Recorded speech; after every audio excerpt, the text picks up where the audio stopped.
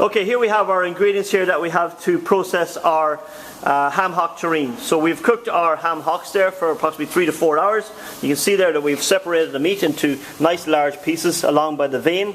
Okay, we also have picked one as well, so we have that nice texture through it. The vegetables that would lend flavour to our liquor while we're cooking, we've also reserved, and we have chopped nice and fine. We've also blanched and chopped some parsley. The bones obviously are going to be for waste, or you could possibly try and make a second very light stock out of them.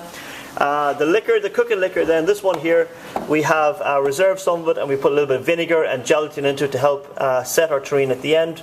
We've lined our terrine molds, and we have a bowl here that we're going to mix everything. So this is stage one now to make our ham hock terrine.